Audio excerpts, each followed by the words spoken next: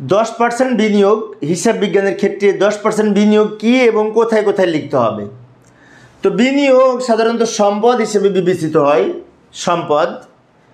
এবং আমরা যখন এই রেওয়ামিল প্রস্তুত করব তখন এই রেওয়ামিলের মধ্যে 10% বিনিয়োগ লিখে টাকা ডেবিট দিকে বসবে। টাকা কোথায় বসবে? যেহেতু রেওয়ামিলের মধ্যে সম্পদ ডেবিটে বসে তাই বিনিয়োগ ডেবিট দিকে বসবে, কারণ বিনিয়োগ সম্পদ। এবং রেওয়ামিলের মধ্যে যদি বিনিয়োগ থাকে সেটা দেখে যদি আর্থিক অবস্থার বিবরণী প্রস্তুত করি ফাইনাল অ্যাকাউন্টের ক্ষেত্রে, তাহলে বিনিয়োগ কোথায় বসবে, তাই না? তো আর্থিক অবস্থার বিবরণীতে আমাদের চলতি সম্পদের পরে বিনিয়োগ অংশ লিখে থাকি। বিনিয়োগ একটি অংশ, সেই বিনিয়োগ অংশের মধ্যে আমরা এই আর্থিক অবস্থার বিবরণী বিনিয়োগ অংশের মধ্যে 10% বিনিয়োগ কথাটা লিখে এই মাঝের ঘরে টাকা লিখতে পারি। আর এই বিনিয়োগের উপরে পার্সেন্টেজ কেটে যে টাকাটা হবে সুদ, সেই সুদটা বিশদ আয় বিবরণীতে বসবে অন্যান্য আয়ের মধ্যে।